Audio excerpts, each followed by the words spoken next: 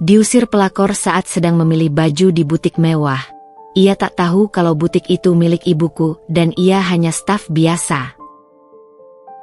Halo Bunda, semoga Bunda semuanya dalam keadaan sehat dan bahagia ya. Sebelum masuk ke ceritanya, jangan lupa like, komen dan subscribe channel ini ya. Selamat menonton. Hari itu, langit Jakarta tampak cerah dengan matahari yang bersinar terik. Namun udara di dalam mall mewah tempat butik ibuku berada justru terasa sejuk dan nyaman. Aku, Sila, memutuskan untuk menyelinap ke butik itu tanpa memberitahu siapapun, termasuk suamiku, Mas Romi, atau bahkan ibuku sendiri. Alasanku sederhana. Aku ingin melihat langsung bagaimana pelayanan butik ini ketika sang pemilik tidak sedang mengawasi. Apakah staf-stafnya tetap ramah dan profesional? Atau justru bersikap acuh tak acuh karena merasa tidak diawasi? Butik ini adalah cabang terbaru dari jaringan butik haute couture ibuku, yang baru saja dibuka sebulan lalu. Lokasinya strategis, di pusat perbelanjaan paling eksklusif di Jakarta, dan hanya menjual koleksi limited edition dengan harga yang tentu saja selangit. Sebagai anak pemiliknya, aku sebenarnya bisa dengan mudah meminta baju apapun yang aku inginkan. Tapi hari ini aku sengaja datang sebagai pelanggan biasa. Aku memakai outfit sederhana, kaos putih polos, celana jeans hitam, dan flat shoes, tanpa perhiasan mencolok yang bisa mengundang perhatian. Rambutku yang biasanya ditata rapi sengaja dibiarkan terurai alami, dan makeupku minimalis. Aku ingin dianggap sebagai wanita biasa, bukan sebagai Sila, putri pemilik butik ternama. Begitu masuk, aroma parfum mewah langsung menyambutku, diikuti dengan suara lembut musik instrumental yang mengalun di latar belakang. Interior butik ini benar-benar memukau, dengan lampu kristal yang memantulkan cahaya ke segala arah dan rak-rak baju yang ditata dengan apik.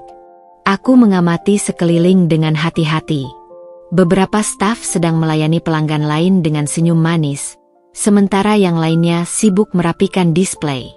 Tidak ada yang menyapaiku, mungkin karena penampilanku yang terlalu biasa, atau mungkin mereka mengira aku hanya ingin window shopping. Aku memutuskan untuk mendekati rak baju di sudut yang agak sepi, tempat koleksi terbaru musim ini dipajang. Tanganku mengelus bahan sutra sebuah dress midnight blue yang memesona. Harganya 18 juta rupiah. Aku tersenyum sendiri, membayangkan bagaimana Romi pasti akan terpesona jika aku memakai ini di acara dinner besok. Tiba-tiba, dari balik rak baju, kudengar suara yang terlalu familiar. Suara yang pernah kudengar saat tidak sengaja melihat ponsel Romi beberapa minggu lalu. Kamu boleh lihat-lihat, tapi jangan terlalu lama. Baju di sini harganya jutaan, tidak cocok untuk orang seperti kamu. Aku menoleh perlahan, dan di sana, berdiri dengan pos sesok berwibawa, adalah Vika. Perempuan itu mengenakan seragam staf butik, blazer hitam ketat dengan name tag mengilap, tapi sikapnya sama sekali tidak mencerminkan profesionalisme. Matanya menyiratkan kesombongan, seolah dia adalah pemilik tempat ini, bukan sekadar karyawan. Aku menghela napas dalam-dalam. Ini akan menarik. Udara di dalam butik tiba-tiba terasa lebih pengap ketika aku menyadari siapa wanita yang baru saja berbicara padaku dengan nada merendahkan itu. Vika. Namanya masih terngiang di kepalaku sejak pertama kali melihatnya di ponsel suamiku beberapa minggu lalu. Saat itu, tanpa sengaja, aku melihat notifikasi pesan masuk dari seseorang bernama Vika, dengan emoji hati. Aku tidak ingin menjadi istri yang posesif, jadi aku mencoba mengabaikannya. Tapi naluriku mengatakan ada yang tidak beres. Dan sekarang, di hadapanku berdiri wanita itu, dengan senyum tipis yang lebih mirip cibir sinis. Matanya yang tajam menyapu tubuhku dari ujung kepala hingga kaki, seolah sedang menaksir apakah aku layak berada di tempat ini. Aku bisa melihat bagaimana bibirnya sedikit berkerut ketika melihat sepatuku yang sederhana, atau mungkin karena tas yang kubawa bukan dari brand ternama.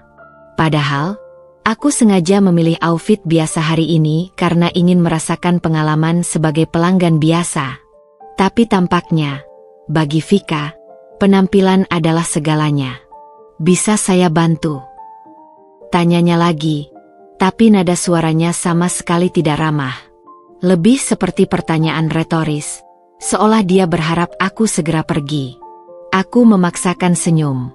Saya ingin mencoba dress ini, kataku sambil mengangkat dress midnight blue yang tadi menarik perhatianku. Vika mengangkat alisnya. Dress itu limited edition.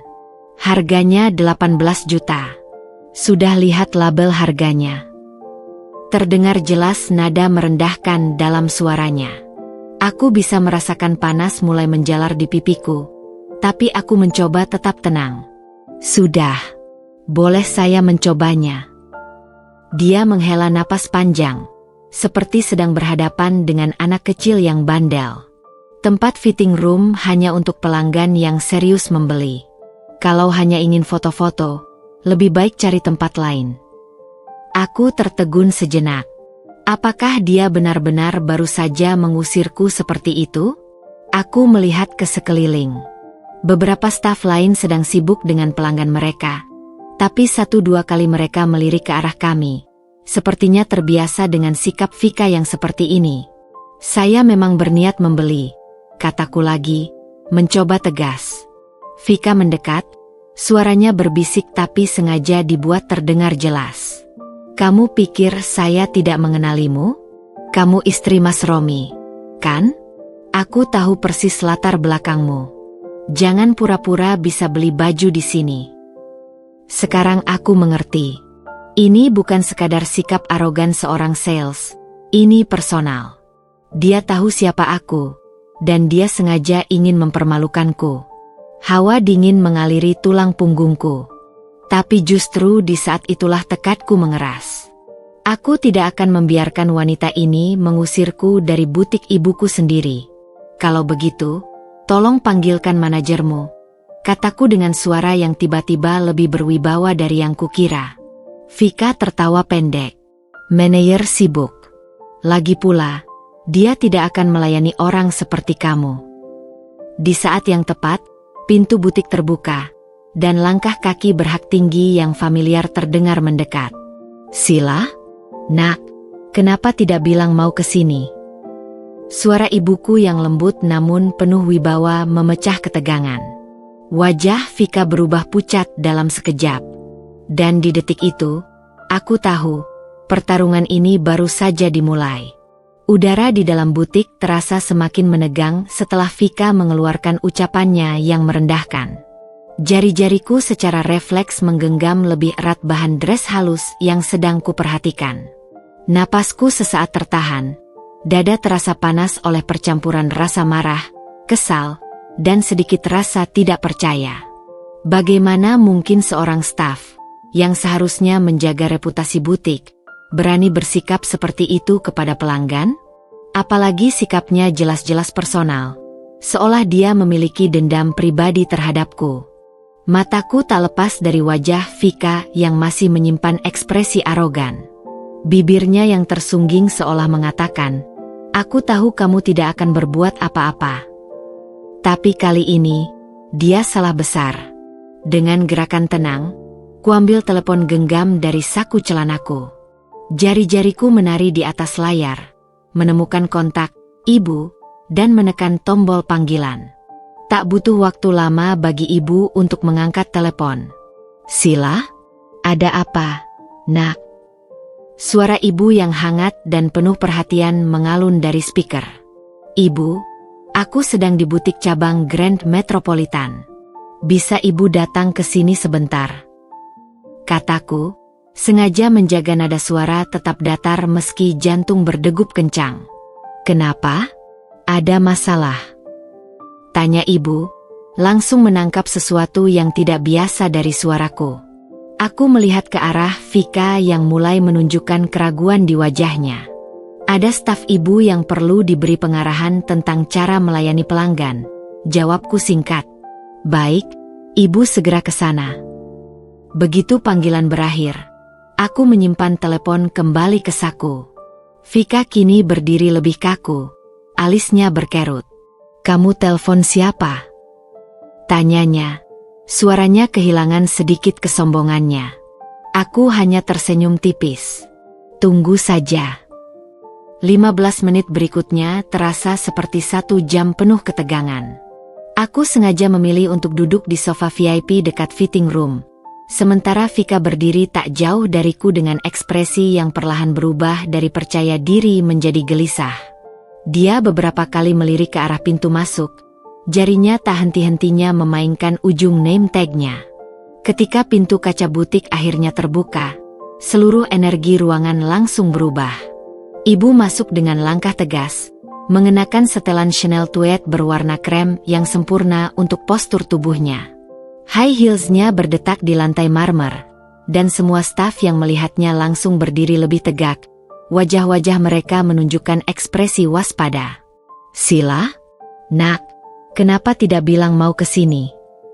Ibu menyapaku dengan suara yang sengaja dikeraskan, cukup untuk didengar semua orang di sekitar. Vika terlihat seperti ingin menghilang. Wajahnya yang tadi merah oleh kesombongan sekarang pucat pasi. Mulutnya terbuka sedikit, tapi tidak ada suara yang keluar. Ibu mendekatiku, lalu memelukku sebentar sebelum menoleh ke arah Vika. "Ada masalah apa?" tanyanya. Suaranya dingin seperti es. "Bu pemilik, saya tidak tahu bahwa dia..." Vika gagap, tangannya gemetar. Aku memutuskan untuk bicara. "Dia bilang baju di sini terlalu mahal untuk orang sepertiku, Ibu."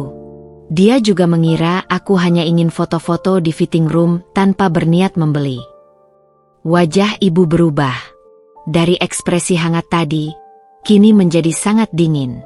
"Apakah benar itu yang terjadi?" tanyanya ke Vika. Vika tampak seperti tikus terjepit. Saya hanya melakukan prosedur standar, Bu." "Prosedur standar kita adalah menghormati setiap tamu yang masuk ke butik ini." Suara ibu tiba-tiba meninggi, membuat beberapa staf lain menunduk. "Dan kamu berani bersikap seperti itu kepada putriku sendiri?" Seketika itu juga, seluruh staf yang ada langsung mengalihkan pandangan mereka ke arahku. Mata mereka berbinar-binar. Aku bisa mendengar bisikan-bisikan, "Itu putri Bu Hartawan." Vika kini benar-benar terlihat seperti ingin menangis. "Saya benar-benar tidak tahu, Bu Hartawan. Maafkan saya." Ibu mengambil napas dalam. "Kumpulkan barang-barangmu. Kamu tidak perlu kembali bekerja di sini mulai hari ini." Vika terpana. "Tapi Bu..." Suara high heels ibu bergema di lantai marmer butik, mengiringi langkah tegasnya menuju meja kasir tempat manajer butik, Pak Andri, sedang berdiri dengan wajah tegang. Wajahnya yang biasanya ramah kini berkerut dalam ekspresi waspada, seolah sudah bisa membaca badai yang akan datang. "Pak Andri," suara ibu memotong udara yang terasa semakin padat, "tolong panggil seluruh staf untuk briefing dadakan di ruang meeting. Sekarang juga." Suaranya tidak keras, tapi mengandung getaran otoritas yang membuat para staf lain langsung bergegas meninggalkan pos mereka tanpa bertanya. Aku berdiri di dekat rak koleksi musim ini, jemariku tanpa sadar meraba-raba tekstur sutra sebuah blus yang tergantung. Dari sudut mataku, aku melihat Vika masih berdiri kaku di dekat pintu karyawan. Wajahnya pucat tapi matanya masih menyala dengan emosi yang tak bisa kutebak. Apakah itu ketakutan, kemarahan, atau mungkin keduanya? Tak sampai 5 menit kemudian, seluruh tim butik sudah berkumpul di ruang meeting kecil di belakang toko. Ruangan yang biasanya dipenuhi obrolan riang staf sebelum shift mulai, kini sunyi bak kuburan. Ibu berdiri di depan dengan postur sempurna, tangannya bertumpu di atas meja kayu mahoni. Sebelum memulai, ibu membuka suara. "Ada yang ingin saya perjelas terlebih dahulu." Tangannya menunjuk ke arahku yang berdiri di sampingnya. "Ini adalah putri saya, Sila Hartawan. Mulai hari ini, saya ingin semua staf mengenalinya dengan baik, karena dia akan sering berkunjung ke butik ini untuk memantau operasional." Sorot mata semua staf beralih kepadaku. Beberapa tersenyum ramah, yang lain mengangguk sopan. Tapi satu pasang mata Vika, tetap menatap lurus ke depan, seolah aku adalah hantu yang tak pantas dilihatnya. Ibu melanjutkan, tapi sayangnya, hari ini kami mengalami insiden yang sangat memalukan. Suaranya mulai meninggi.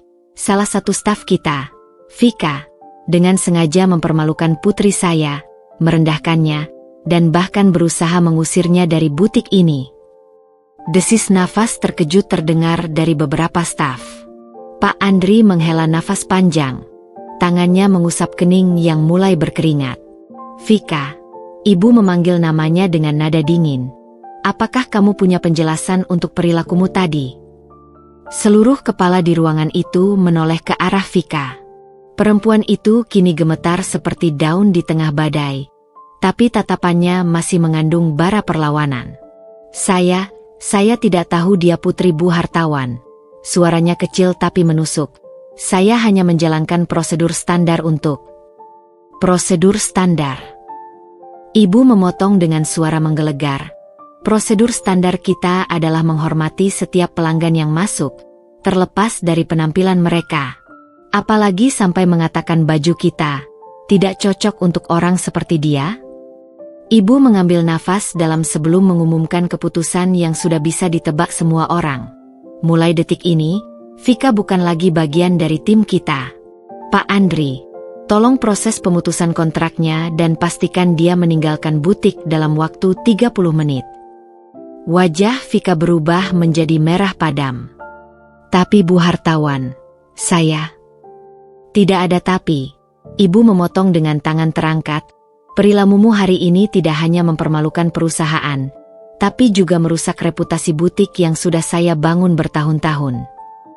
Aku memperhatikan bagaimana jari-jari Vika mencengkeram erat kursinya. Buku-buku jarinya memutih. Matanya yang tadi penuh kesombongan kini berkaca-kaca. Tapi bukan air mata penyesalan, ini air mata kemarahan yang tertahan. Ketika Vika akhirnya berdiri untuk meninggalkan ruangan, dia sempat melirikku. Dalam sepersekian detik itu, aku melihat sesuatu yang membuat darahku membeku. Sebuah janji dendam yang tak terucap. Bibirnya yang merah menyunggingkan senyum tipis yang sama sekali tidak sampai ke matanya sebelum dia membalikkan badan dan melangkah keluar dengan kepala tetap tegak.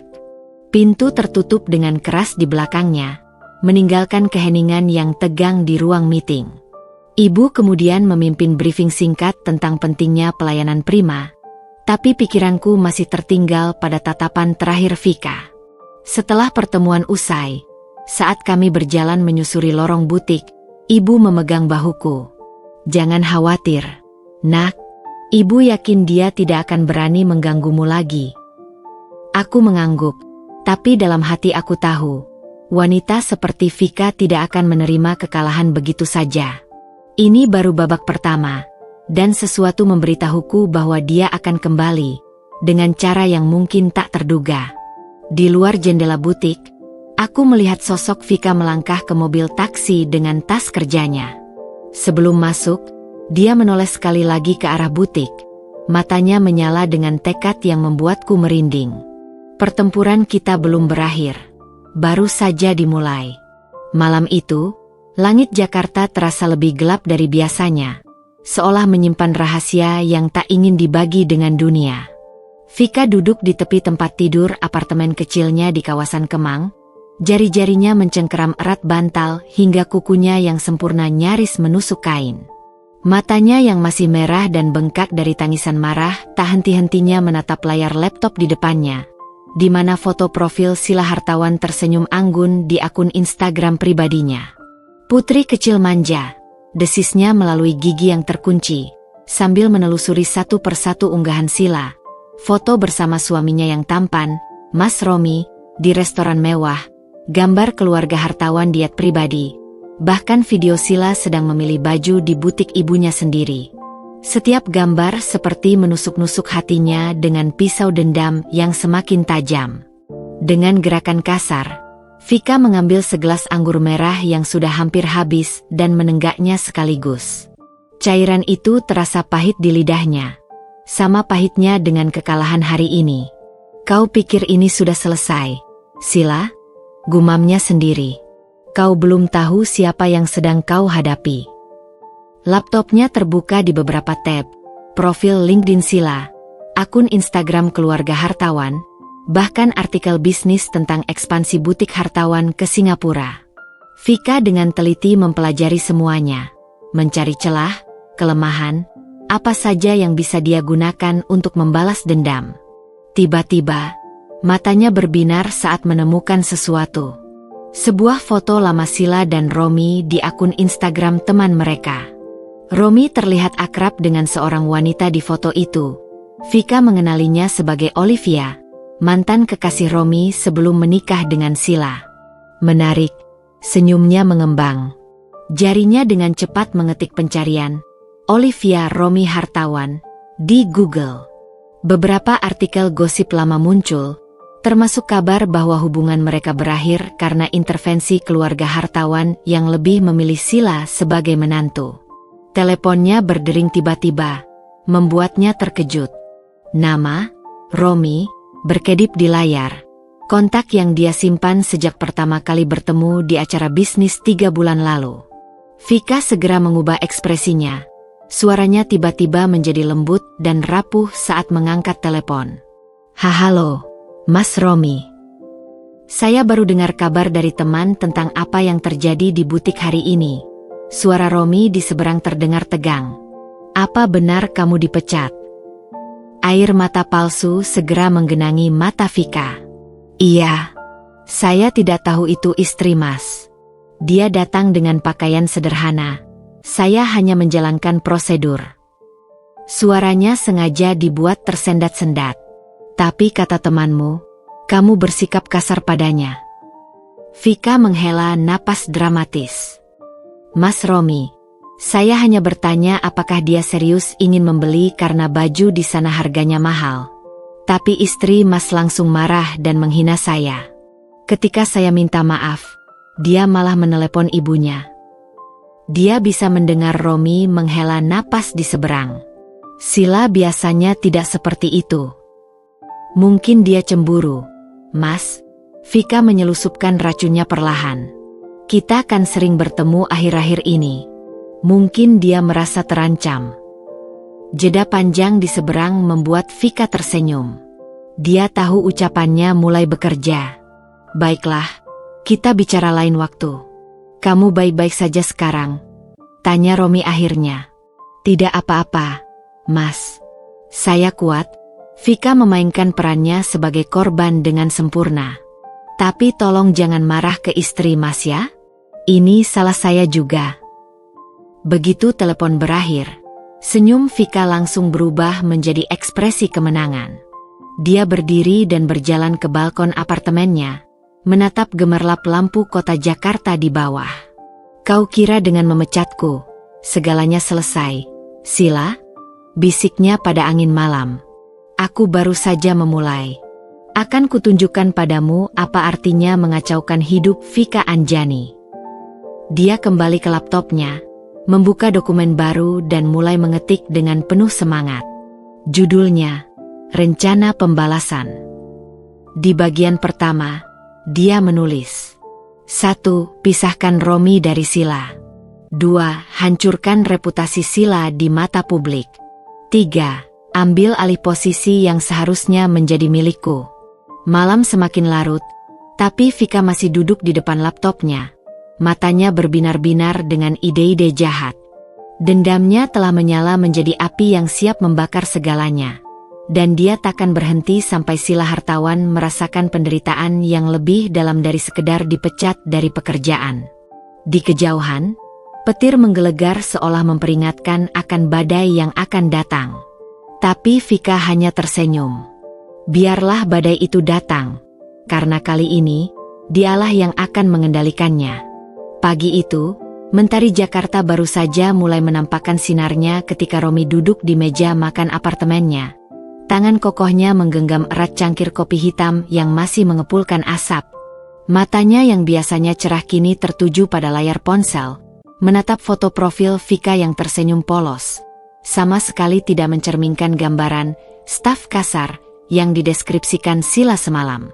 Pikirannya berputar-putar antara percaya pada istrinya yang selama ini selalu jujur, atau pada Vika yang suaranya terdengar begitu tulus dan terluka saat meneleponnya tadi malam.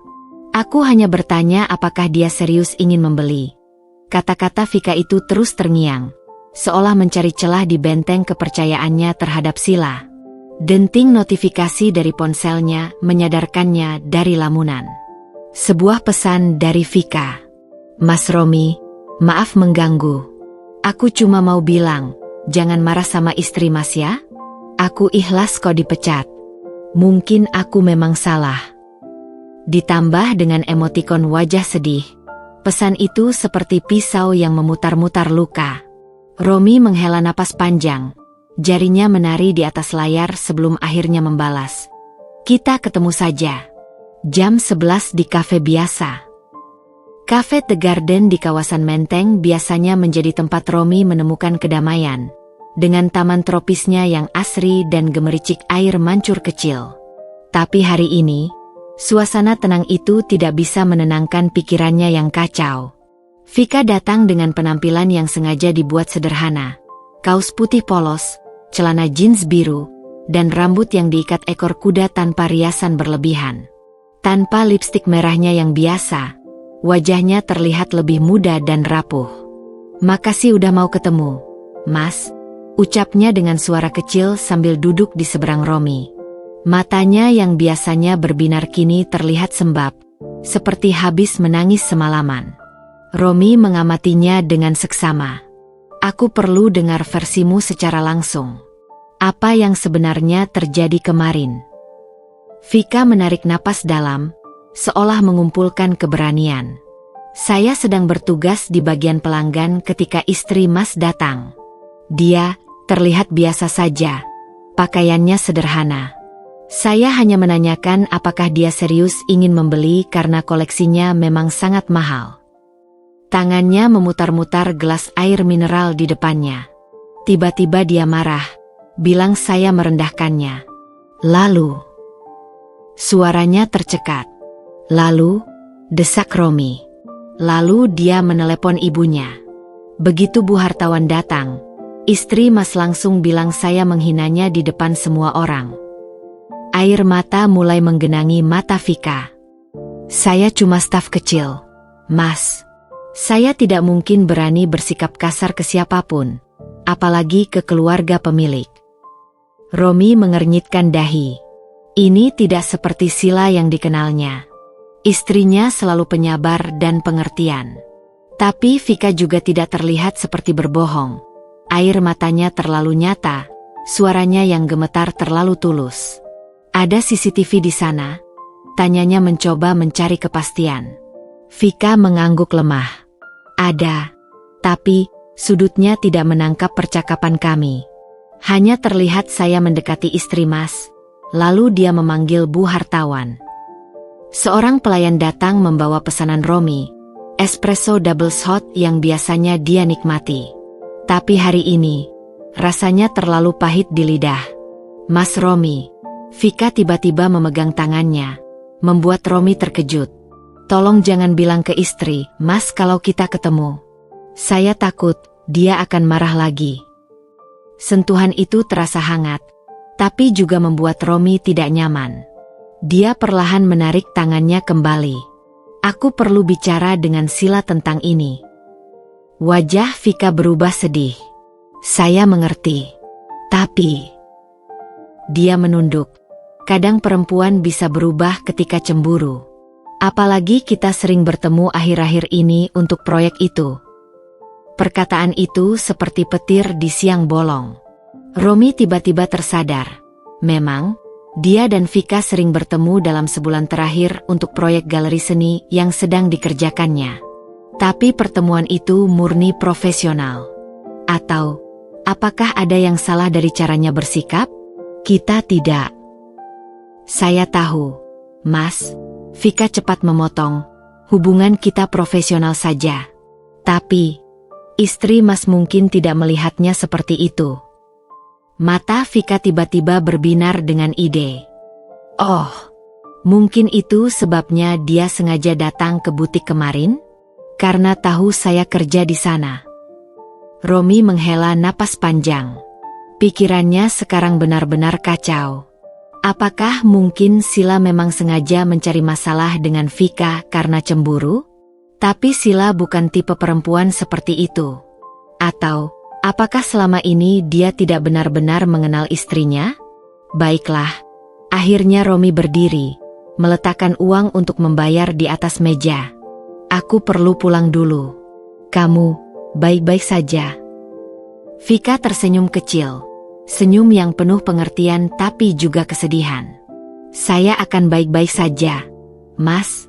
Yang penting jangan sampai karena saya, hubungan Mas dan istri Mas jadi renggang. Ketika Romi berjalan meninggalkan kafe, punggungnya terasa berat. Dia tidak melihat bagaimana senyum Vika tiba-tiba berubah menjadi ekspresi puas begitu pintu kafe tertutup. Atau bagaimana dia dengan cepat mengambil ponsel dan mengirim pesan. Step 1 selesai. Dia mulai ragu pada istrinya. Sementara itu, Romi yang berjalan ke parkiran tidak menyadari bahwa benih keraguan yang baru saja ditanamkan Vika akan segera tumbuh menjadi pohon perpecahan yang mungkin akan merusak segalanya yang dia bangun dengan Sila selama ini. Matahari sore mulai merangkak turun di balik gedung-gedung tinggi Jakarta ketika aku mendengar suara pintu apartemen terbuka. Suara langkah kaki Romi yang biasanya riang kini terasa berat dan tertatih-tatih, seperti membawa beban yang tak terlihat. Aku sedang duduk di sofa ruang keluarga, jari-jariku asyik memainkan ujung selimut wol favoritku sambil menonton drama Korea yang sebenarnya tidak benar-benar kusimak. Kamu sudah pulang, sapaku tanpa menoleh, mencoba menciptakan kesan santai meski sebenarnya jantungku berdegup sedikit lebih kencang sejak mendengar kabar dari ibuku bahwa Vika telah dipecat kemarin. Romi tidak langsung menjawab. Aku mendengar suaranya meletakkan kunci di meja marmer, lalu hembusan napas panjang yang sepertinya ingin mengeluarkan semua beban dari dadanya. Kita perlu bicara, Sil, katanya akhirnya. Suaranya datar namun mengandung getaran yang membuatku langsung menoleh. Wajahnya yang biasanya cerah kini tertutup awan gelap. Matanya yang biasanya memancarkan kehangatan sekarang dingin dan sulit kubaca. Ia duduk di kursi berlawanan. Jarak 2 meter di antara kami tiba-tiba terasa seperti jurang yang tak terjembatani. Tentang apa? Tanyaku, berusaha menjaga suaraku tetap tenang meski telapak tanganku mulai berkeringat. Romi menghela napas. Tangannya meremas-remas pelipisnya seperti sedang mencoba mengusir sakit kepala. Aku bertemu Vika hari ini. Darahku seolah membeku. Oh. Hanya itu yang bisa kukeluarkan. Suaraku tiba-tiba serak. Dia bilang, ceritanya sangat berbeda dengan yang kau sampaikan kemarin. Matanya sekarang menatapku langsung, seolah mencari tanda-tanda kebohongan di wajahku.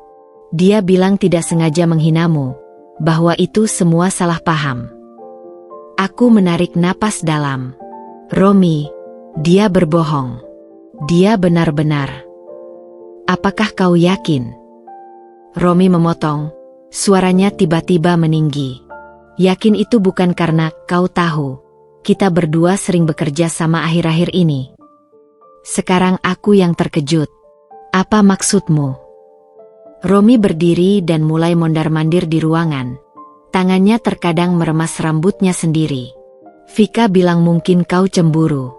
Bahwa kau sengaja datang ke butik kemarin karena tahu dia bekerja di sana. Apa? Aku melonjak dari sofa, tangan gemetar mengepal. Kau benar-benar percaya omongannya? Setelah bertahun-tahun bersama, kau bisa dengan mudah mempertanyakan integritasku hanya berdasarkan kata-kata perempuan yang bahkan tidak kau kenal baik. Tidak sesederhana itu, Sila. Romi membentak. Aku hanya mencoba memahami kedua sisi. Kau bahkan tidak memberitahuku bahwa kau akan ke butik ibumu kemarin. Tiba-tiba pulang dengan cerita kau dihina staf. Lalu perempuan itu langsung dipecat. Aku merasa seperti ditampar. Air mata mulai menggenangi mataku. Tapi aku menahannya. Jadi menurutmu aku berbohong? Aku yang memprovokasi? Aku yang sengaja membuatnya dipecat? Romi tidak langsung menjawab. Diamnya lebih menyakitkan daripada kata-kata apapun. Aku mengenalnya lebih lama daripada kau, Romi. Bisikku, suaraku parau. Dia bukan hanya staf kasar. Dia pernah mengirimimu pesan-pesan mesra. Aku lihat notifikasinya di ponselmu minggu lalu. Sekarang Romi terlihat benar-benar terkejut. Apa? Tidak mungkin. Tapi aku memilih diam karena percaya padamu. Potongku, air mata akhirnya jatuh. Karena aku pikir itu tidak penting. Ternyata aku salah. Ternyata dia lebih berhasil memanipulasi persepsimu daripada yang kukira. Romi terdiam lama. Ketika akhirnya dia berbicara lagi, suaranya lebih lembut. Aku tidak bermaksud. Aku hanya bingung. Ceritanya jadi sangat rumit. Tidak rumit, Romi. Kuseka air mataku. Yang terjadi sangat sederhana. Vika menghinaku karena mengira aku pelanggan biasa. Lalu marah ketika tahu aku putri pemilik butik. Sekarang dia membalas dendam dengan memanipulasi pikiranmu. Aku mengambil ponselku dari meja. Dan jika kau masih ragu, ini rekaman CCTV dari butik kemarin. Ibu mengirimkannya tadi siang. Kau bisa lihat sendiri bagaimana sikapnya padaku. Romi menerima ponsel itu dengan tangan gemetar. Aku melihat wajahnya berubah saat menonton rekaman itu. Dari keraguan menjadi kejijikan, lalu penyesalan. Sila, aku. Tidak usah, potongku, berjalan menuju kamar tidur. Aku butuh waktu sendiri sekarang. Pintu kamar tertutup dengan lembut di belakangku. Tapi suaranya seperti guntur di telingaku. Aku merosot di lantai, menangis dalam diam. Pertengkaran pertama kami dalam 5 tahun pernikahan. Dan semuanya karena seorang perempuan bernama Vika yang berhasil menanam benih keraguan dalam hubungan kami. Di luar, aku mendengar Romi memukul dinding dengan marah, lalu suara benda pecah, mungkin vas kesayangannya yang jatuh. Tapi aku tidak keluar. Biarkan dia merasakan konsekuensi dari ketidakpercayanya. Malam itu, untuk pertama kalinya sejak menikah, kami tidur terpisah. Romi di sofa ruang tamu, aku di kamar dengan pintu terkunci. Tapi yang lebih menyakitkan daripada jarak fisik adalah jarak emosional yang tiba-tiba terbentang antara kami. Jurang yang digali oleh manipulasi Vika, dan ketidaksiapan Romi untuk mempercayaiku sepenuhnya. Dan di suatu tempat di Jakarta, aku yakin Vika sedang tersenyum puas, merayakan kemenangan pertamanya dalam permainan kotor yang dia ciptakan. Tapi dia salah jika mengira aku akan menyerah begitu saja. Perang baru saja dimulai. Malam itu terasa lebih panjang dari biasanya. Aku terbaring di atas kasur king size yang tiba-tiba terasa terlalu luas, terlalu dingin tanpa kehadiran Romi di sampingku. Biasanya, dalam keadaan apapun, kami tidak pernah tidur terpisah, bahkan setelah pertengkaran kecil sekalipun. Tapi malam ini berbeda. Malam ini, ada sesuatu yang lebih berat dari sekadar salah paham biasa. Dari balik pintu kamar yang terkunci, aku mendengar suara Romi mondar-mandir di ruang tamu. Kadang berhenti sejenak seperti hendak mengetuk pintu, lalu kembali berjalan menjauh. Setiap kali langkahnya mendekat, jantungku berdegup kencang, berharap dia akan meminta maaf, akan mengatakan bahwa dia sadar telah melakukan kesalahan besar. Tapi ketukan itu tak kunjung datang.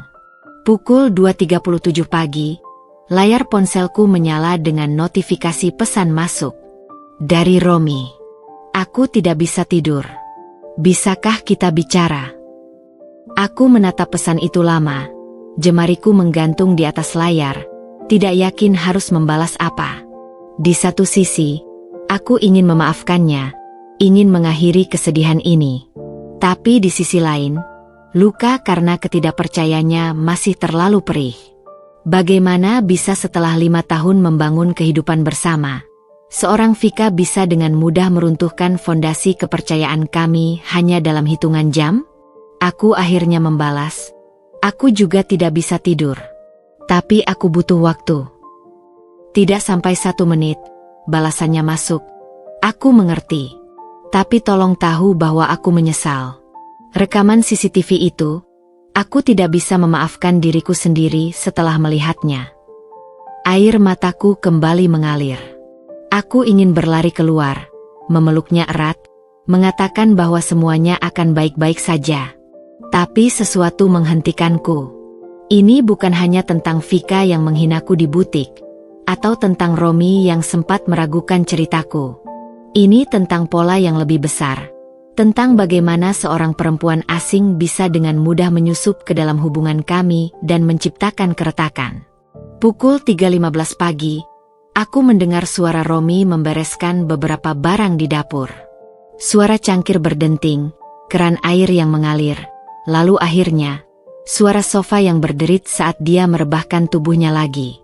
Bayangan tubuhnya yang biasanya tegap sekarang terlihat bungkuk di balik celah pintu, seperti terbebani oleh rasa bersalah yang terlalu berat. Aku memejamkan mata, mencoba mengumpulkan kekuatan. Dalam kegelapan itu, pikiranku kembali ke momen ketika pertama kali bertemu Romi, di pameran seni 5 tahun lalu, ketika dia dengan penuh semangat menjelaskan makna di balik lukisan abstrak yang justru membuatku pusing memandangnya.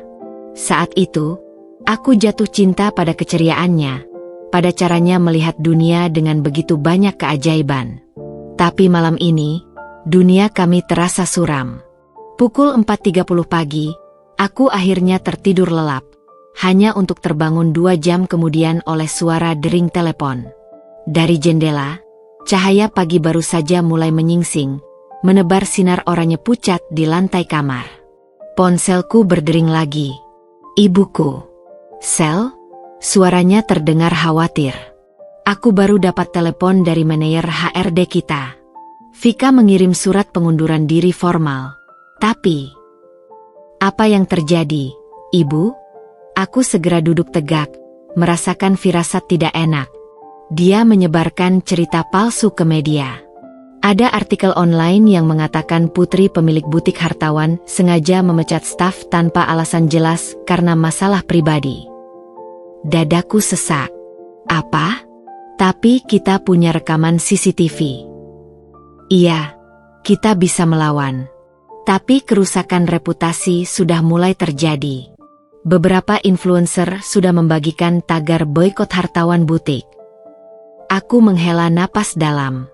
Jadi ini langkah berikutnya dari Vika, menyerang secara publik. Baru saja aku hendak menjawab, pintu kamar diketuk perlahan. Sila, suara Romi dari balik pintu. Ada apa? Aku dengar kau bicara dengan ibu. Dengan langkah berat, aku berjalan membuka pintu. Romi berdiri di sana, matanya merah dan bengkak. Rambutnya acak-acakan seperti baru saja mengalami malam terburuk dalam hidupnya. Vika menyerang kita, kataku pendek, menyerahkan ponsel kepadanya. Dia menyebarkan fitnah ke media. Romi membaca artikel itu, wajahnya semakin pucat dengan setiap kata. Astaga, aku tidak menyangka dia akan sejauh ini. Aku sudah memperingatkanmu, ucapku, tapi tanpa nada menyalahkan. Sekarang bukan waktunya untuk saling menyudutkan. Tapi yang penting sekarang adalah bagaimana kita menghadapi ini bersama. Romi mengangguk, matanya penuh penyesalan tapi juga tekad baru. Aku akan memperbaiki ini, Sil. Aku yang memicu semua ini dengan ketidakpercayaku. Dia menarikku ke dalam pelukan erat, dan untuk pertama kalinya sejak kemarin, aku membiarkan diriku menangis di bahunya. Pertengkaran pertama kami mungkin telah meninggalkan luka, tapi seperti kata orang, luka yang dirawat bersama akan sembuh lebih kuat dari sebelumnya. Dan untuk Vika? Well, dia baru saja menyatakan perang secara resmi. Dan kali ini, dia akan berhadapan dengan kami berdua, bukan sebagai individu yang terpecah, tapi sebagai tim yang bersatu. Saat matahari pagi mulai membanjiri ruangan melalui jendela, Aku dan Romi duduk berdampingan di sofa. Tangan kami terkait erat sambil menyusun strategi melawan badai yang datang. Pertengkaran pertama kami mungkin telah usai, tapi pertempuran yang sesungguhnya baru saja dimulai. Pagi itu, sinar matahari yang biasanya menyegarkan justru terasa menusuk melalui jendela apartemen kami. Aku duduk di meja makan dengan laptop terbuka, menatap layar penuh artikel-artikel fitnah yang sudah mulai viral. Tagar boikot hartawan butik bermunculan di berbagai platform media sosial, diikuti dengan komentar-komentar pedas dari netizen yang hanya mendengar satu sisi cerita. Romi berdiri di belakangku, tangannya yang hangat memijit pelan pundakku yang tegang. "Kita harus bertindak cepat," bisiknya, suaranya serak karena semalam kurang tidur. Aku mengangguk, jemariku menari di atas keyboard. Ibu sudah mengirimkan rekaman CCTV lengkap dari butik kemarin ke tim humas.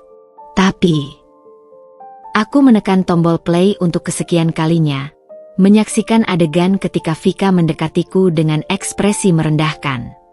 Sayangnya rekaman ini tidak ada suaranya. Romi menghela napas. Tapi dari gerak tubuh dan ekspresinya saja sudah jelas dia bersikap tidak sopan. Tiba-tiba, ponselku bergetar. Sebuah pesan dari Olivia, teman lama Romi yang juga mantan pacarnya dulu. "Romi, Sila, aku baru lihat berita itu. Aku punya sesuatu yang mungkin bisa membantu. Bisa ketemu sekarang?" Aku dan Romi saling memandang. "Olivia? Apa hubungannya dengan semua ini?" Kafe di bilangan Senopati itu nyaris sepi ketika kami tiba. Olivia sudah duduk di sudut. Wajahnya tertutup topi lebar dan kacamata hitam besar, seperti sedang menyamar. "Makasih sudah datang," ucapnya begitu kami duduk. Matanya yang biasanya cerah sekarang penuh kekhawatiran. "Aku langsung telepon kalian karena..." Dia mengeluarkan ponselnya. "Vika menghubungiku semalam." Romi tersentak. "Apa? Kenapa dia menghubungimu?" Olivia menggeser layar ponselnya ke arah kami. Dia bilang ingin membicarakan pengalaman kita bersama Romi. Awalnya aku pikir ini aneh, tapi setelah melihat berita pagi ini, aku langsung paham maksudnya. Aku melihat percakapan di layar itu dengan mata semakin membesar. Vika menawarkan uang pada Olivia untuk membuat pernyataan palsu bahwa Romi sering berselingkuh selama pacaran dulu. Bahan bakar baru untuk menghancurkan reputasi kami. "Dia benar-benar gila," desisku. Tangan gemetar memegang ponsel itu. "Lebih parah lagi," Olivia melanjutkan. "Aku sengaja mengiyakan dulu untuk melihat sejauh apa rencananya." Dan dia membuka rekaman suara di ponselnya. Suara Vika yang penuh kemenangan terdengar jelas. Dengan Olivia bersaksi, tambahan bukti bahwa Sila sengaja memecatku karena cemburu buta akan semakin kuat. Aku sudah kirim pesan ke beberapa media. Besok, nama hartawan akan hancur. Romi berdiri tiba-tiba, kursinya terjatuh dengan suara keras. "Ini sudah keterlaluan. Kita harus bawa ini ke polisi." Tapi Olivia menggeleng. "Tunggu, aku punya ide lebih baik." Matanya berbinar licik. "Aku janji akan memberinya wawancara eksklusif, tapi dengan syarat rekamannya live streaming. Biarkan dia menggali kuburnya sendiri." Aku memandang Olivia dengan baru. Dulu aku selalu merasa tidak nyaman dengan keberadaannya. Sisa masa lalu Romi yang tak pernah benar-benar kupahami. Tapi hari ini, dialah bantuan tak terduga yang kami butuhkan. "Kamu yakin mau melakukan ini?" tanyaku. Olivia tersenyum tipis. "Untuk Romi? Dan untuk membongkar kebusukan Vika? Tentu saja." Pukul 3 sore di hari yang sama, live streaming di channel YouTube sebuah media gosip mulai tayang. Vika duduk anggun di studio. Wajahnya sudah dirias sempurna untuk tampil sebagai korban yang memilukan. Olivia duduk di sampingnya, tersenyum manis seolah mendukung sepenuhnya. "Jadi, Vika," pembawa acara mulai bertanya, Bisakah Anda ceritakan apa yang sebenarnya terjadi di butik hartawan? Vika mengambil napas dramatis. Saya hanya staf biasa yang menjadi korban balas dendam istri pemilik. Saya tidak bersalah, hanya... Tiba-tiba Olivia menyela. Sebelum melanjutkan, Vika, bisakah kamu jelaskan lagi padaku kenapa kamu ingin aku berbohong tentang Romi? Wajah Vika berubah pucat. Apa? Aku tidak. Olivia dengan cepat mengeluarkan ponsel dan memutar rekaman suara mereka. Suara Vika yang berencana menjatuhkan kami terdengar jelas di seluruh streaming. Studio langsung gempar. Vika berdiri terhuyung. Wajahnya berubah dari pucat menjadi merah padam. Ini rekaman palsu, teriaknya. Tapi kerusakan sudah terjadi. Live streaming itu langsung viral. Komentar netizen berbalik 180 derajat. Tagar Vika pembohong mulai menggantikan boikot hartawan butik. Di rumah, aku dan Romi menonton semuanya dengan perasaan campur aduk. Lega, marah, tapi juga sedih melihat betapa jauh seseorang bisa jatuh hanya karena dendam. Romi memelukku erat. Ini sudah berakhir, sayang. Tapi aku menggeleng. Menatap layar di mana Vika sekarang menjadi bulan-bulanan netizen. Tidak, Romi. Ini baru awal dari akhir baginya. Dan benar saja, dalam hitungan jam, kehidupan Vika berantakan. Akun media sosialnya dibanjiri komentar pedas. Teman-temannya banyak yang memutuskan hubungan. Dan yang paling parah, sebuah perusahaan hukum ternama yang sempat menerimanya bekerja setelah dipecat dari butik ibuku, langsung membatalkan kontraknya. Karma memang tidak pernah salah alamat. Dan kadang, ia datang lebih cepat dari yang kita duga. Layar laptopku memancarkan cahaya biru yang terasa semakin menyilaukan di kegelapan kamar. Sudah berjam-jam aku menyaksikan gelombang kemarahan netizen yang berbalik arah, dari menyerangku dan keluarga, kini membanjiri setiap unggahan Vika dengan hujatan dan tuntutan pertanggungjawaban. Setiap kali aku menggeser layar, muncul lebih banyak lagi tangkapan layar percakapan Vika yang terbongkar. Bukti-bukti manipulasi lain yang mulai bermunculan seperti bangkai tikus yang terseret arus sungai. Tapi di tengah semua kekacauan ini, ada satu hal yang mengusikku lebih dalam. Vika bukan tipe orang yang akan menyerah begitu saja. Ponsel di sampingku bergetar. Pesan dari Romi yang sedang di ruang kerja. Aku baru dapat email anonim. Isinya ancaman. Dadaku sesak. Aku segera beranjak. Kaki gemetar menuruni tangga menuju ruang kerja suamiku. Romi duduk membelakangi pintu. Bahunya tampak kaku di bawah cahaya lampu meja yang kuning. Apa isinya? Tanyaku pelan, meletakkan tangan di pundaknya. Tanpa kata, Romi memutar kursinya dan menunjuk layar laptop. Ada sebuah email dengan subjek, kalian pikir ini sudah berakhir. Selamat atas kemenangan kecil kalian hari ini. Tapi ingat, api yang padam masih bisa menyisakan bara. Dan bara ini akan membakar segalanya. Reputasi, bisnis, bahkan pernikahan kalian yang sempurna. Tunggu saja. V. Romi menggosok jembatan hidungnya yang sudah memerah. Aku sudah hubungi It untuk melacak pengirimnya. Tapi kemungkinan besar pakai VPN atau akun palsu. Aku menarik napas dalam, mencoba menenangkan detak jantung yang tiba-tiba menjadi kencang. Dia tidak akan berhenti, bisikku. Kita harus. Tiba-tiba, ponselku berdering. Nomor tak dikenal. Dengan tatapan waspada dari Romi, aku mengangkat telepon tanpa berkata apa-apa. Sudah lihat emailnya? Suara Vika di seberang sana terdengar berbeda. Lebih dalam, lebih dingin. Seperti seseorang yang sudah kehilangan segalanya dan tidak punya lagi yang perlu dilindungi. Vika, cukup sudah. Kau pikir dengan membongkar rekaman itu, segalanya selesai? Dia memotong dengan tawa getir. Aku sudah kehilangan pekerjaan, reputasi, bahkan teman-teman. Sekarang tidak ada lagi yang kusimpan, tidak ada lagi yang kutakutkan kehilangan. Romi menggapai ponselku dan mengaktifkan speaker. Vika, ini sudah keterlaluan. Kami bisa melaporkanmu ke polisi atas ancaman ini. Suara Vika tiba-tiba melengking. Laporkan saja. Apalagi yang bisa kalian ambil dariku? Tapi ingat, aku tidak sendirian.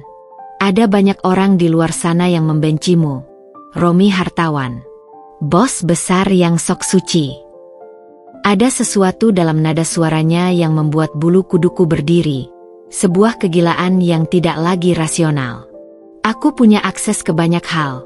Lanjut Vika dengan suara tiba-tiba tenang, justru semakin menakutkan. Email-email rahasia perusahaanmu, foto-foto lama Olivia yang mungkin tidak ingin dunia melihat. Bahkan, dia berhenti sejenak, catatan medis Sila di klinik kesuburan.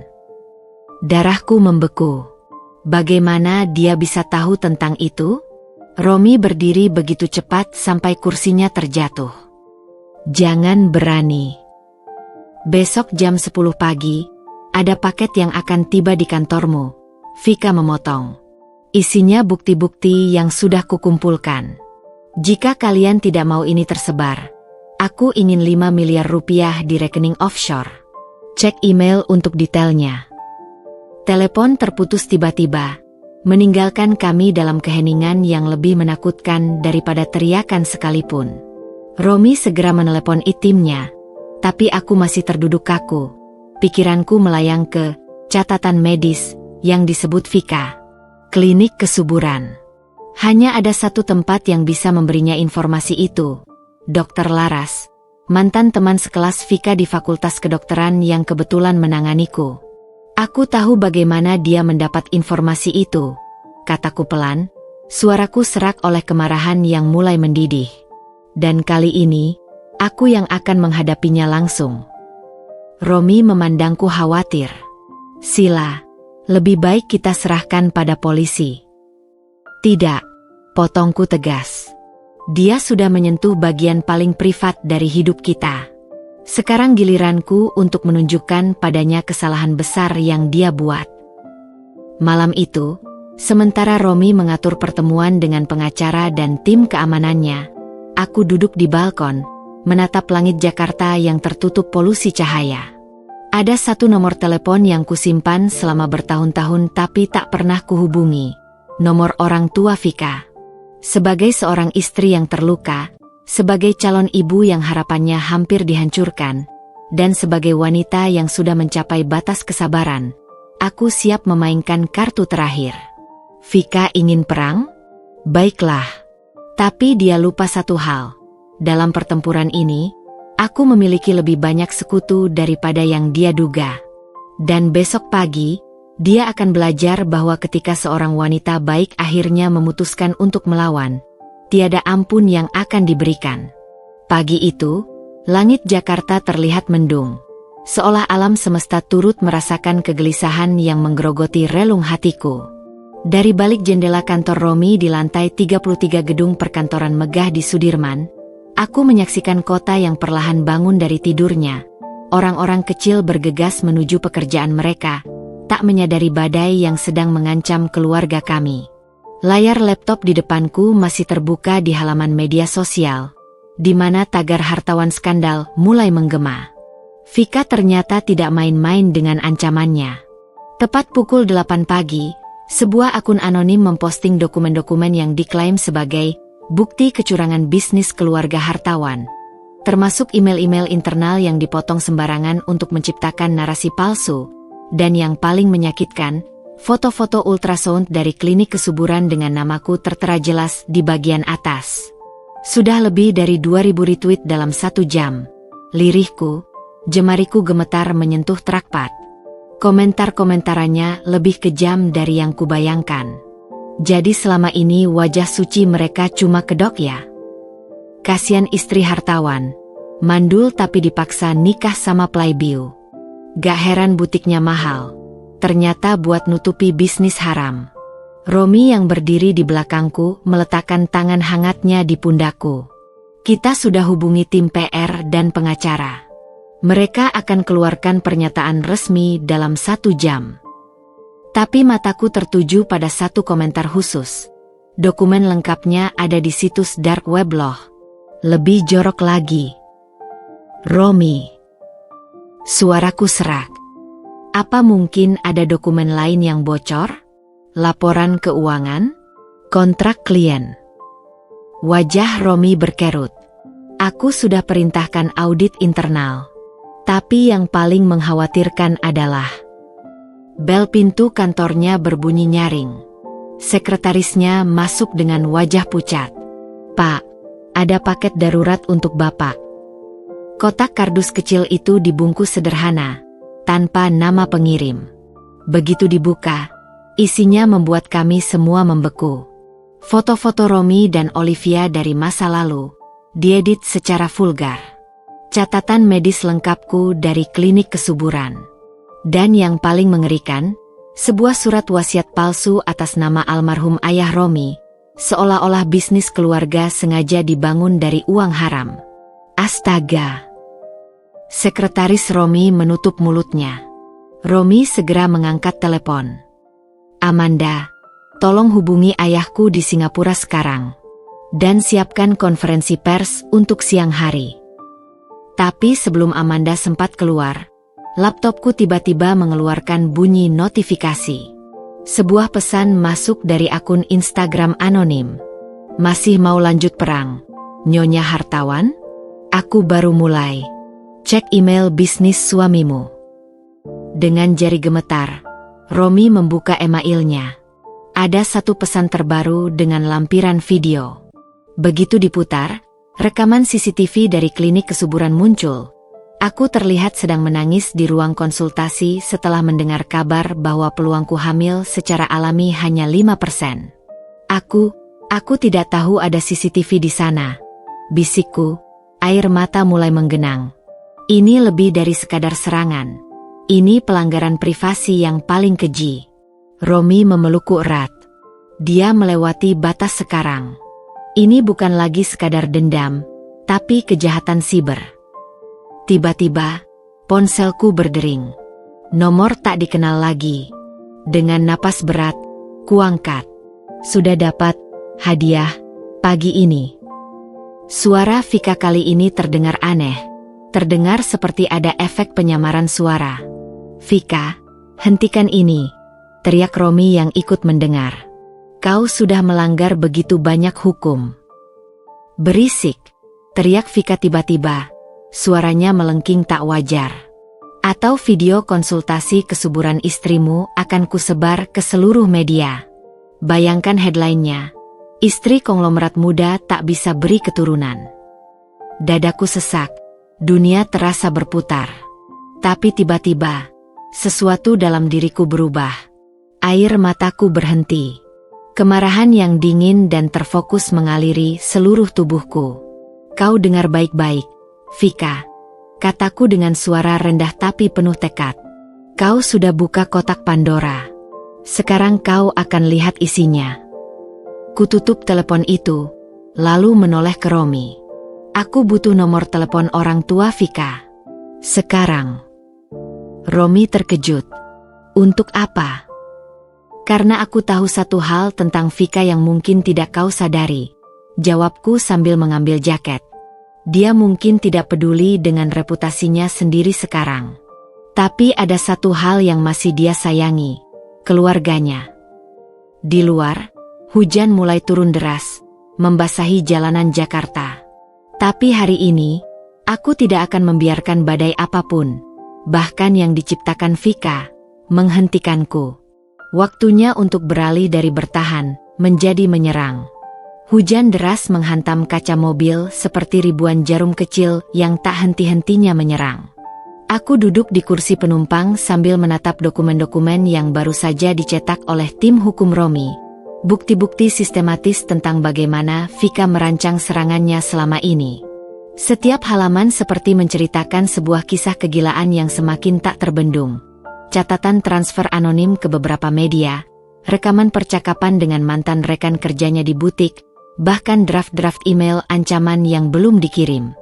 "Kita hampir sampai," bisik Romi sambil menepuk pahaku. Matanya yang biasanya penuh kepercayaan diri kini terlihat lelah, dengan lingkaran hitam yang jelas terlihat di bawahnya. Mobil berbelok memasuki sebuah kompleks perumahan sederhana di kawasan Ciputat.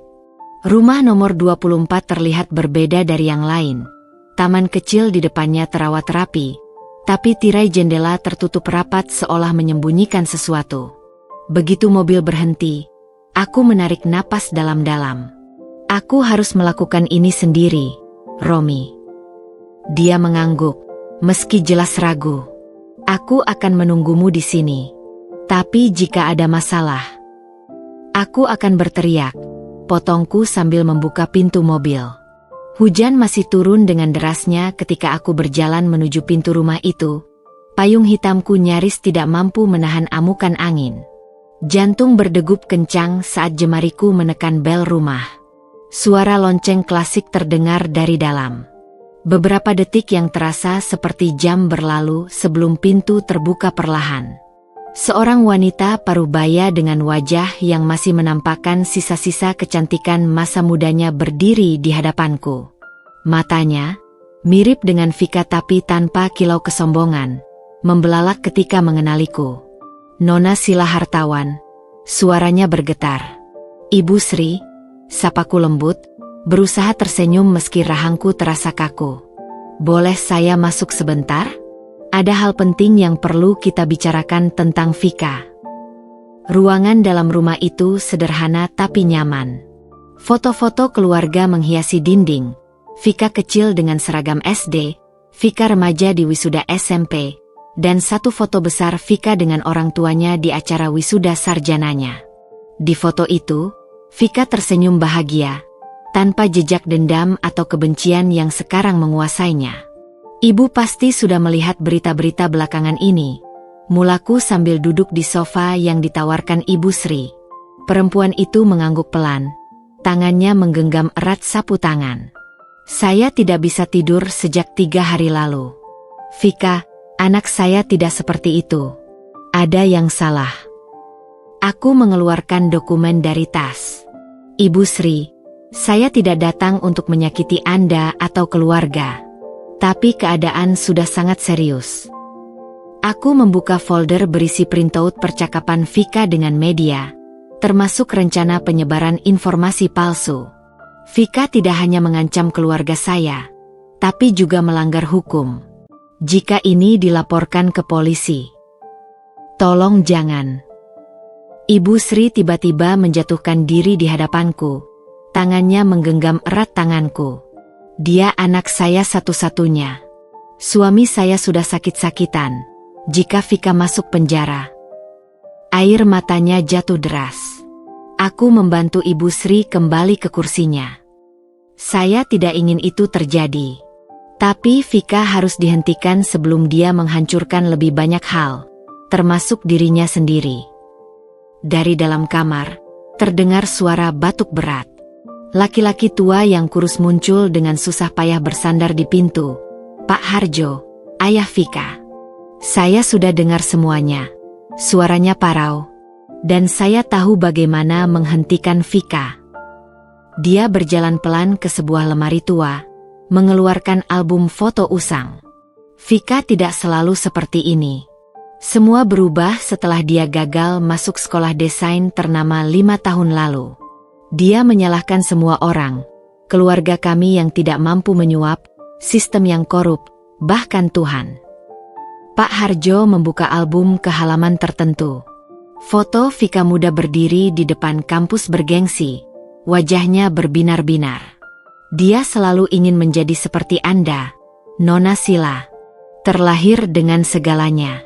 Ketika impiannya hancur, dia memilih jalan yang salah.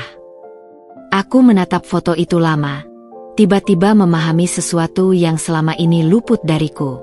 Ini bukan sekadar tentang Romi atau aku.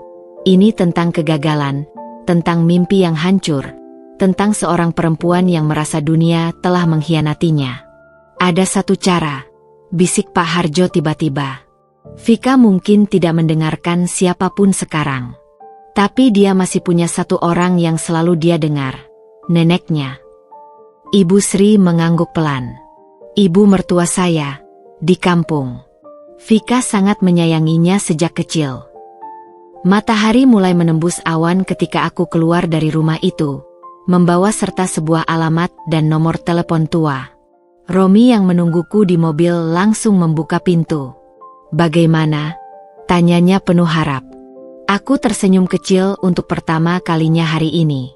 Aku tahu bagaimana menghentikan Vika. Tapi kita harus pergi ke Jawa Tengah besok.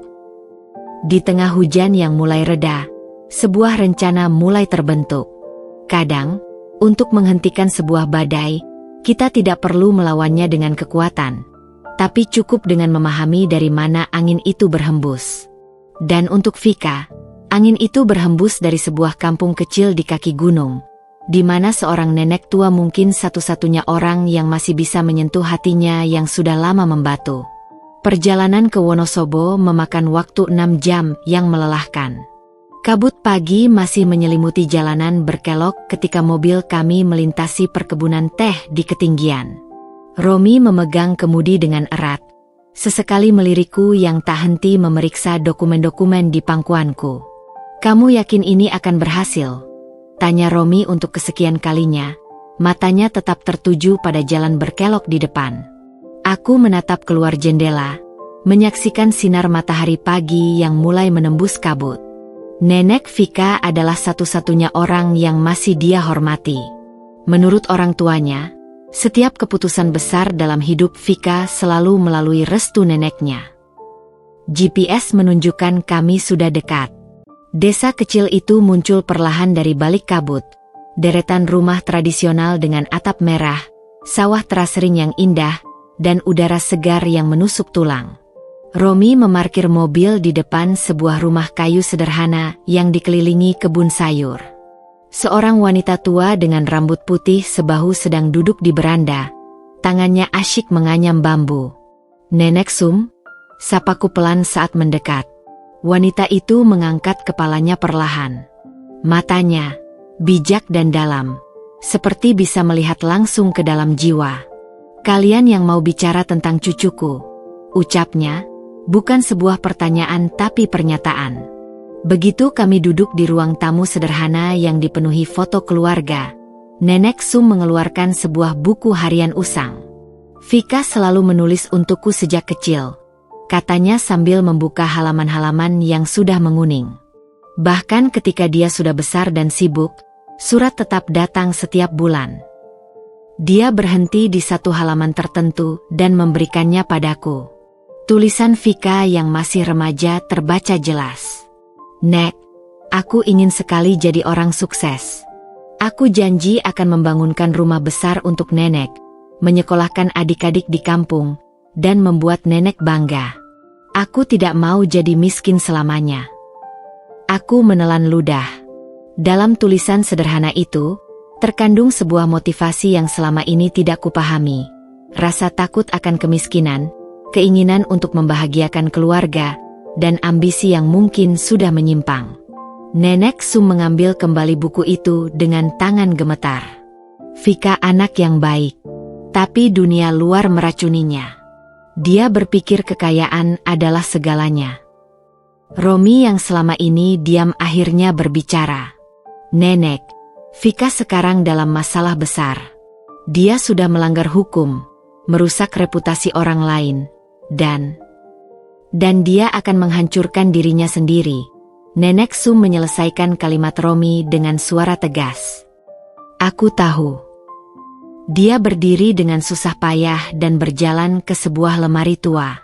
Dari balik tumpukan kain, dia mengeluarkan sebuah ponsel jadul, model lama yang hanya bisa untuk telepon dan SMS.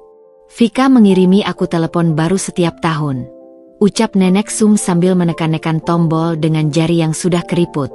"Tapi aku selalu simpan ini. Nomornya hanya Vika dan orang tuanya yang tahu." Dengan tangan gemetar, dia mulai mengetik pesan. "Cucuku, nenek tahu segalanya. Pulanglah sebelum terlambat." Pesan itu terkirim, dan kami pun menunggu dalam keheningan. 5 menit, 10 menit. Lalu, ponsel itu berdering. Nenek Sum mengangkatnya perlahan. Vika. Suara di seberang sana terdengar pecah, terisak-isak. Nek, aku tidak tahu lagi harus bagaimana. Aku dan Romi saling memandang. Untuk pertama kalinya sejak semua ini dimulai, suara Vika terdengar seperti seorang anak kecil yang ketakutan, bukan wanita pendendam yang kami kenal.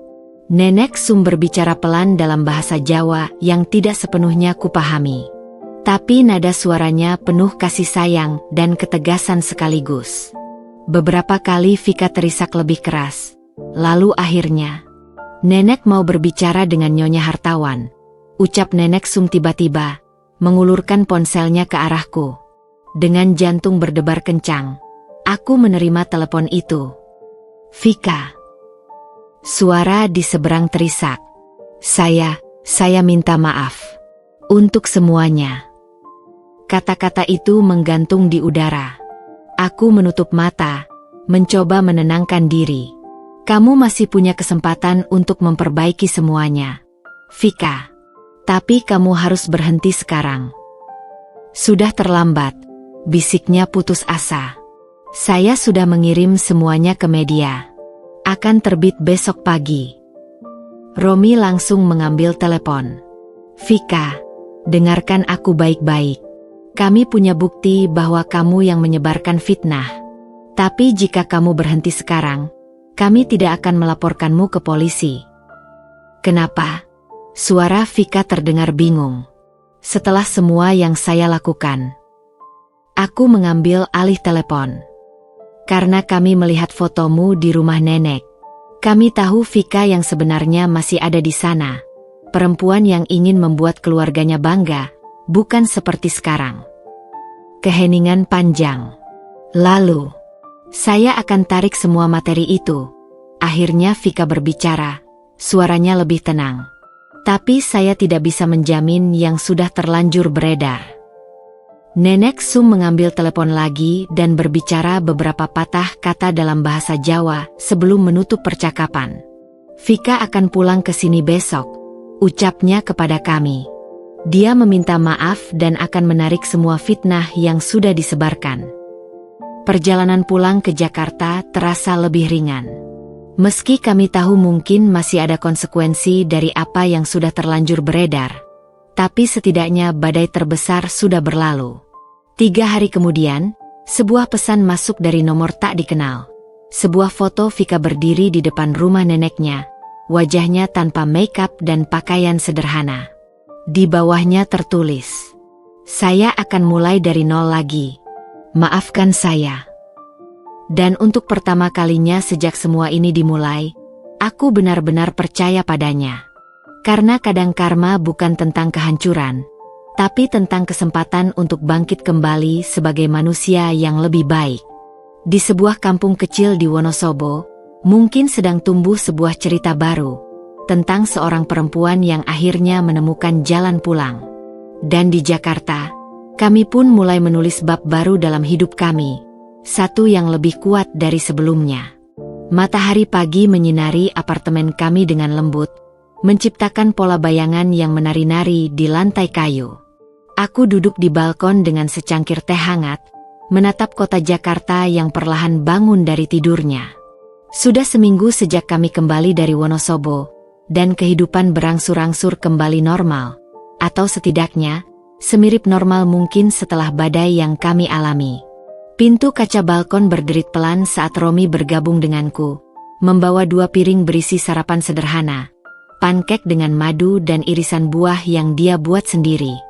Aroma kayu manis hangat memenuhi udara di antara kami. Masih memikirkan Vika? Tanyanya pelan sambil meletakkan piring di hadapanku. Aku menggeleng, mengambil garpu dan memainkan pankek itu. Tidak. Aku justru memikirkan kita. Romi menarik napas dalam sebelum duduk di kursi di sebelahku. Matanya yang biasanya penuh kepercayaan diri sekarang tampak ragu dan penuh penyesalan. Sila, suaranya serak, ada sesuatu yang ingin kuberikan padamu. Dari saku bajunya, dia mengeluarkan sebuah amplop coklat kecil. Tanganku gemetar saat menerimanya dan membuka lipatannya perlahan. Isinya membuat napasku tersendat. Sepasang tiket pesawat ke Bali dan reservasi di sebuah resort tepi pantai privat. Ini perjalanan kedua kita. Romi menyelesaikan kalimatku. Seperti bulan madu kita dulu, tapi kali ini aku ingin melakukannya dengan benar. Tanpa gangguan pekerjaan, tanpa telepon kantor, hanya kita berdua. Dia meraih tanganku, jari-jarinya yang hangat melingkari jemariku yang dingin. Aku tahu permintaan maaf saja tidak cukup. Tapi aku berjanji akan membangun kembali kepercayaan yang hancur karena kebodohanku. Air mataku menggenang tanpa kusadari. Bukan karena tiket itu, tapi karena surat tulisan tangan yang keluar dari amplop ketika kugoyangkan. 3 halaman penuh curahan hati Romi. Setiap katanya seperti menusuk langsung ke relung hatiku yang paling dalam. Aku menyesal. Bukan hanya karena sempat meragukanmu, tapi karena membiarkan orang asing merusak apa yang kita bangun selama ini. Aku berjanji akan menjadi suami yang lebih baik, mitra yang lebih setia, dan ayah yang sabar menanti kehadiran buah hati kita. Kita mungkin tidak sempurna, tapi kita sempurna satu sama lain. Aku menutup surat itu dengan hati berdebar. Tidak sanggup membaca lebih jauh karena air mata yang sudah mengalir deras. Romi segera berlutut di sampingku. Tangannya mengusap lembut pipiku yang basah. "Maafkan aku, sayang," bisiknya, dahinya menyentuh dahiku. "Untuk semua rasa sakit yang kubuat." Di kejauhan, burung-burung berkicau menyambut pagi. Suara kota yang mulai ramai terdengar samar-samar. Tapi di sudut kecil balkon kami ini, waktu seolah berhenti. Aku menarik napas dalam dan mengangkat wajahku. "Tidak ada yang perlu dimaafkan," kataku sambil tersenyum kecil. "Kita sama-sama belajar. Yang penting sekarang kita lebih kuat dari sebelumnya." Romi memelukku erat, dan untuk pertama kalinya sejak konflik ini dimulai, aku benar-benar merasakan kedamaian. Pelukannya seperti rumah, hangat, aman, dan penuh penerimaan. "Kita akan ke Bali minggu depan?" tanyaku setelah beberapa saat dalam pelukan. "Jika kamu mau," jawab Romi sambil menarik tubuhku untuk berdiri. "Tapi sekarang, bagaimana jika kita mulai dengan sarapan ini dulu?" Pankeknya sudah mulai dingin. Kami tertawa bersama. Suara kami menyatu dalam harmoni indah seperti seharusnya. Di meja makan, pankek yang sedikit gosong dan buah yang dipotong tidak rata terasa lebih nikmat dari makanan bintang 5 manapun. Karena ini dibuat dengan cinta, dengan penyesalan, dan dengan janji baru untuk memulai lagi. Dan ketika matahari pagi semakin tinggi, menyinari wajah suamiku yang sedang asyik bercerita tentang rencana-rencana kami di Bali, aku menyadari sesuatu. Kadang, hubungan yang retak justru menjadi lebih kuat setelah diperbaiki. Seperti emas yang diuji api, cinta kami mungkin telah melewati cobaan terberat, tapi sekarang bersinar lebih terang dari sebelumnya. Beberapa hari kemudian, saat sedang mempersiapkan keberangkatan, sebuah pesan masuk dari Nenek Sum. Foto Vika tersenyum kecil memegang cangkir teh di beranda rumah tua, dengan pemandangan gunung di belakangnya. Pesan pendeknya berbunyi, "Terima kasih telah memberinya jalan pulang." Aku tersenyum dan menyimpan ponselku. Mungkin semua ini harus terjadi agar masing-masing kami menemukan jalan yang seharusnya. Vika kembali ke keluarganya, dan kami kembali satu sama lain. Dan untuk pertama kalinya dalam waktu lama, aku benar-benar percaya bahwa semuanya akan baik-baik saja. Pesawat Garuda Indonesia lepas landas dari Bandara Soekarno-Hatta tepat pukul 10 pagi, membawa kami melintasi awan putih yang mengembang seperti kapas. Romi memegang tanganku erat saat pesawat menanjak. Senyum kecil mengembang di bibirnya yang sudah kukenal selama 5 tahun pernikahan ini. "Gugup?" tanyanya sambil menunjuk genggamanku yang agak berkeringat. Aku menggeleng. Meski sebenarnya ada sedikit kegelisahan yang menggelitik di dasar hatiku. Ini seharusnya menjadi perjalanan yang sempurna. Minggu kedua kami di Bali, jauh dari hiruk-pikuk Jakarta, jauh dari kenangan tentang Vika dan segala kekacauan yang ditimbulkannya. Tapi sesuatu terasa tidak tepat. Kamu terlihat pucat. Romi mengusap lembut pipiku. Mabuk perjalanan? Tidak, aku baik-baik saja. Aku memaksakan senyum, menoleh ke jendela pesawat di mana awan-awan putih berarak seperti kapal-kapal kecil. Tiba-tiba, ponsel Romi bergetar di saku bangkunya. Aku melihat matanya menyipit membaca pesan yang masuk, lalu wajahnya berubah aneh, semacam campuran antara kaget, tidak percaya, dan marah. Siapa itu? Tanyaku, mencoba tidak terdengar curiga. Romi menghela napas panjang sebelum menunjukkan ponselnya. Sebuah pesan dari nomor tak dikenal. Selamat jalan, Mas Romi.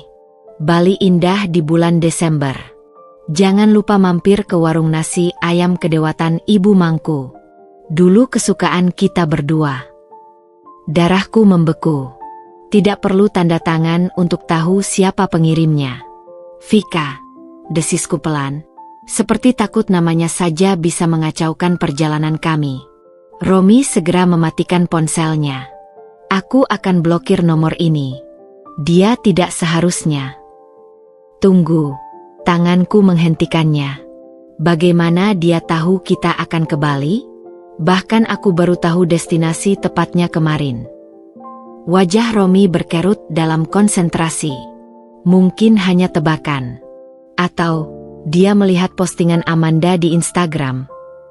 Amanda, sekretaris Romi, memang mengunggah foto dokumen perjalanan kami di akun Instagramnya 2 hari lalu, tapi tanpa detail penerbangan atau hotel.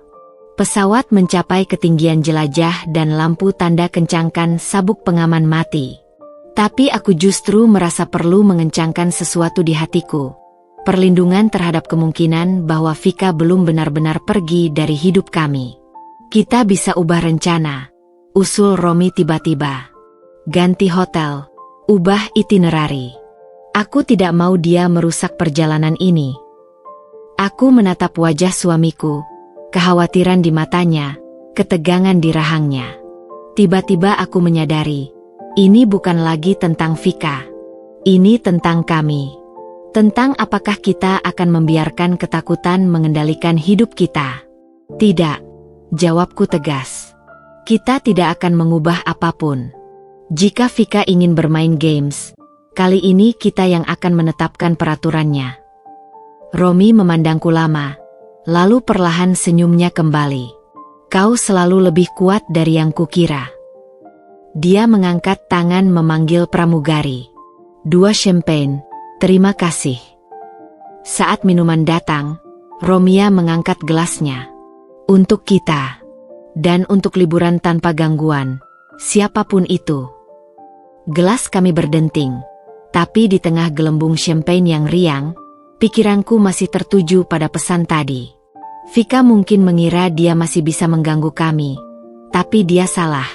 Ketika pesawat mulai turun menuju Bali, aku melihat Romi tertidur lelah di sampingku. Perlahan, kuambil ponselnya dan membuka pesan Vika lagi. Dengan hati-hati, kusimpan nomornya, bukan untuk dihubungi, tapi sebagai pengingat bahwa beberapa pertempuran mungkin belum benar-benar berakhir. Tapi kali ini, aku akan siap.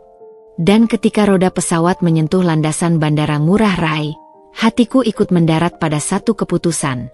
Liburan ini akan menjadi pembuktian bahwa cinta kami tidak bisa digoyahkan, baik oleh Vika maupun siapapun. Matahari Bali menyambut kami dengan teriknya, tapi tidak sepanas tekadku untuk melindungi kebahagiaan yang sudah susah payah kami bangun kembali. Vika mungkin mencoba masuk kembali ke kehidupan kami, tapi dia akan menemukan benteng yang jauh lebih kuat dari sebelumnya. Matahari Bali tengah memuncak ketika kami tiba di tepi kolam Infinity Resort yang sepi. Air birunya menyatu dengan garis horizon laut di kejauhan. Aku sedang berbaring di bawah payung besar. Jari-jariku mencelupkan stroberi segar ke dalam coklat fondue ketika ponselku bergetar. Sebuah notifikasi email dengan subjek yang membuat darahku berdesir. Jangan anggap remeh aku, Nyonya Hartawan. Dengan jari yang tiba-tiba gemetar, kubuka pesan itu. Isinya hanya satu kalimat. Kamar 38, Villa Kayu Manis. Jam 3 sore. Datang sendiri atau kamu akan menyesal. Romi sedang pergi untuk pijat tradisional di spa resort. Jadi aku punya waktu sekitar 1 jam sebelum dia kembali. Tanpa berpikir panjang, ku berdiri dan melesat menuju villa kami. Jantung berdegup kencang seperti genderang perang. Villa Kayu Manis ternyata hanya 10 menit berjalan kaki dari tempat kami menginap. Sebuah villa kecil yang tersembunyi di balik rimbun pohon frangipani. Aku berdiri di depan pintu kayunya yang berat, menatap angka 38 yang terbuat dari logam mengkilap, sebelum akhirnya mengetuk 3 kali. Pintu terbuka perlahan. Vika berdiri di sana, tapi bukan Vika yang ku kenal. Rambut panjangnya yang biasanya tergerai indah sekarang dipotong sebahu. Wajahnya tanpa riasan, hanya mengenakan kaos oblong dan celana pendek sederhana. Tapi matanya masih sama, berapi-api dan penuh tekad. "Masuklah," ucapnya datar, membuka pintu lebar-lebar. "Jangan khawatir, tidak ada jebakan." Dengan langkah hati-hati, aku melangkah masuk. Ruangan itu sederhana tapi rapi. Di atas meja ada laptop terbuka dan beberapa dokumen tersusun rapi. "Kau tahu, aku harus membayar mahal untuk mengetahui di mana kalian menginap." Vika mulai bicara sambil berjalan ke meja minum. "Air kelapa." Aku menggeleng, tetap berdiri di dekat pintu. "Untuk apa semua ini, Vika? Kau sudah punya kehidupan baru di Wonosobo. Kenapa masih memburu kami?" Vika tertawa pendek, suaranya pahit. "Kehidupan baru? Di desa terpencil dengan nenek tua dan ayah yang sakit-sakitan? Itu bukan kehidupan, Sila. Itu pengasingan." Dia mengambil segelas air kelapa untuk dirinya sendiri dan meneguknya dalam-dalam. "Aku di sini karena ingin menutup semua ini dengan caraku sendiri." Dari dalam tas, dia mengeluarkan sebuah flash disk dan meletakkannya di atas meja. "Ini semua bukti kejahatanku, rekaman percakapan, dokumen palsu yang kusebar, bahkan catatan klinik kesuburanmu yang kucuri." Aku menatap benda kecil itu dengan tidak percaya. "Kenapa sekarang?" "Karena aku lelah," jawabnya tiba-tiba, suaranya pecah. "Aku lelah membenci. Lelah memendam dendam. Tapi aku tidak bisa berubah hanya karena nenek memintanya. Aku harus memutuskan sendiri." Dia mendorong flash disk ke arahku. "Ini untukmu.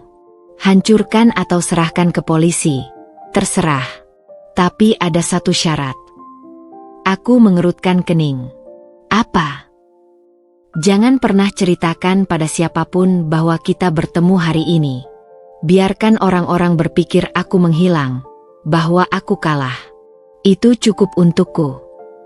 Mata Vika berbinar aneh, seperti campuran antara kebencian dan rasa syukur.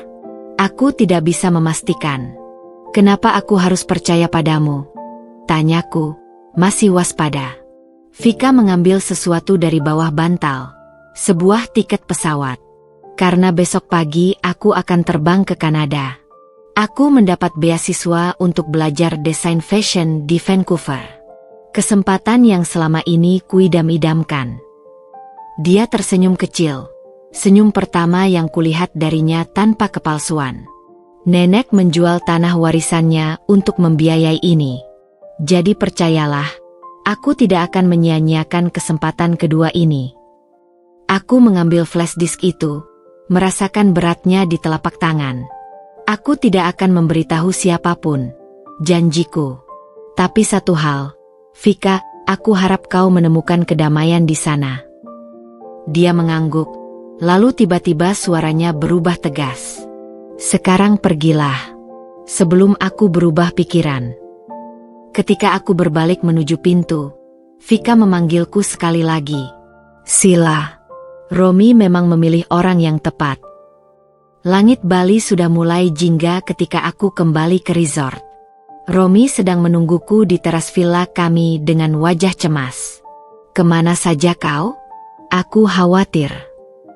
Aku tersenyum dan meraih tangannya. Hanya jalan-jalan menikmati pemandangan. Ayo, kita punya reservasi makan malam di tepi pantai malam ini. Flash disk itu masih kugenggam erat di saku celanaku. Tapi aku tahu benda itu tidak akan pernah kuperlihatkan pada siapapun, termasuk Romi. Karena kadang, pengampunan sejati dimulai dengan membiarkan masa lalu tetap terkubur. Dan untuk Vika, mungkin ini adalah pengusiran terakhir yang dia butuhkan, bukan dari hidup kami, tapi dari versi dirinya yang penuh kebencian.